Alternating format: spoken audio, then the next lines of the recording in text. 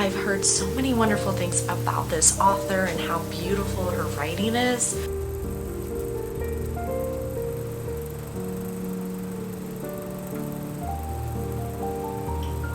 And I think just having that real-world hands-on experience will just add another level of excitement to his education experience.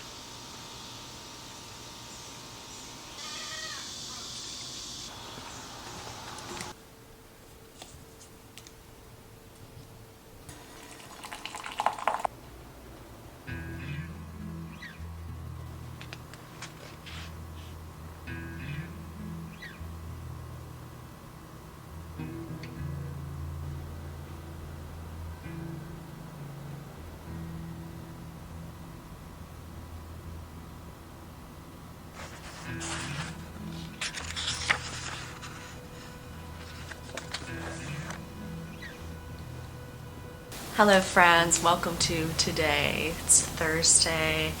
I'm finally reading The Bloody Chamber by Angela Carter. I've had this book on my shelf for about 2 or 3 months now, and I bought it with The Girl Who Drank the Moon, and I started to pick it up and read it, but I was in the middle of reading so many other books, and I have pretty high expectations of this. It's basically 10 short stories of retelling, like gothic retellings of classic fairy tales. And I've heard so many wonderful things about this author and how beautiful her writing is. So I have really high expectations. I am nervous though when I heard that it was retelling of fairy tales, because those, for some reason, those types of stories just don't grab me. They don't interest me. I've tried reading a couple books like that before, but a gothic spin. I heard they're feminist forward. I heard that the writing is beautiful. So I'm just hoping I'm going to like this. I did start it. So far, so good. But I did want to finish reading some other books that I had before I started that one. So that's why I waited a little bit to get going on The Bloody Chamber, but I'm excited. If you read it, let me know. How did you like it? I'm nervous, but I'm going in with an open mind. Today's just a regular day. I have some chores to do. I don't have a million chores to do, which is nice. So I think I'm going to pick up a house project. I've been wanting to clean the tops of the cupboards in my kitchen for maybe like 2 or 3 years now. So I think I'm just gonna go ahead and do that today since I'm caught up on a lot of other chores. I do have some laundry going, but figured I might as well tackle a little project while I can. That's pretty much all I have going on. It's supposed to rain tomorrow. It's pretty gloomy out today, but hopefully tomorrow we'll get some rain.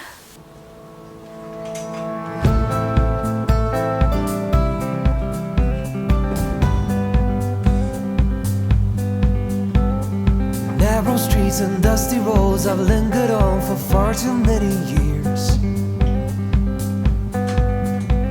I've wandered down the city, taking pity on myself through my fears. All this place ever gave me was a boot upon my face when I was down. Give me back my liberty, I'll take my first step to where I'm bound. And like an arrow I will soar through the air. I'll take you with me from this place of despair. Take me on the road.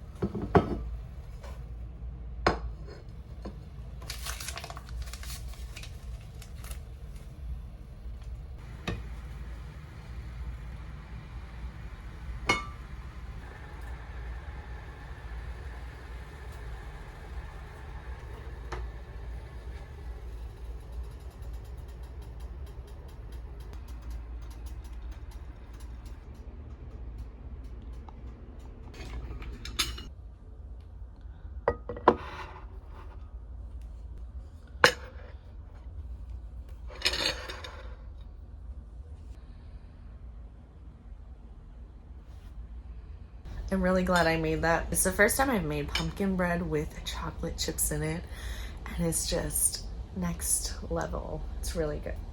I feel so much better now that I have my cabinet, the top of my cabinets cleaned off. I've been wanting to do that for a couple years now, and it's just making all the difference. I vacuumed out the top of them so they're all nice and clean, and I think I want to order some small lights to go on top to like illuminate towards the ceiling. That's something I've always wanted to do ever since I moved in. I think it'll look really cool. Update on the Bloody Chamber book. The Bloody Chamber story itself was really good. It was a play on the Phantom of the Opera, which I recently read last winter, I think it was, for the first time ever in my life, and I fell in love with it. And the author took parts of the Phantom of the Opera and just ran with some of the ideas, and I think she did a really lovely job. She does have really good writing, so what I heard about the author was true. Her writing was just like flawlessly smooth and beautiful, like just beautiful writing, and the ending was unexpected. It was a really cool read. I highly recommend it. I am a couple other stories into the book that I don't love as much. I kind of want to go back and read The Bloody Chamber for the first time. That was really cool. But we'll see what the rest of the book has in store for us. So in other news, I got my curriculum for Soren this week so we could start our homeschooling for this year. We're both really excited to start doing schoolwork again. And I think one of the goals that I have for this year is trying to incorporate real life scenarios or experiences that will tie into with this week's lesson. So for an example, say if we're learning about the transformation of butterflies in science, maybe we'll schedule a trip to the local butterfly museum. And I think just having that real world hands-on experience will just add another level of excitement to his education experience. And now that the world is a little bit safer, I feel like safer than it was perhaps like a year or two ago, I think now's a really good time to try that. So I think that's what we're going to try for this year. We have some major plans for fall and winter this year, so I would highly recommend subscribing if you want to see what that looks like for us. We are already getting down our holiday decor this weekend. When I'm filming this right now, it is August, the end of August. We still have like another week in August. So we're getting it down pretty early. We're trying to just get a jump on the holidays this year and be more planful about the season because it is so hectic for us, especially with having our son's birthday in December, my husband's birthday in December, mine's in November. So it's just, there's a lot. And the more planful we can be around that, I think, the more we can enjoy the season. So that's what we're looking forward to. Well, I hear Soren waking up from his nap now, so I'm going to go ahead and get him and enjoy the little bit of sunshine that finally came out, even though the radar shows more rain for this afternoon and this evening, which I'm perfectly fine with. I love the rain so much. Thank you so much for hanging out with me, and take care, stay well. I'll see you next time.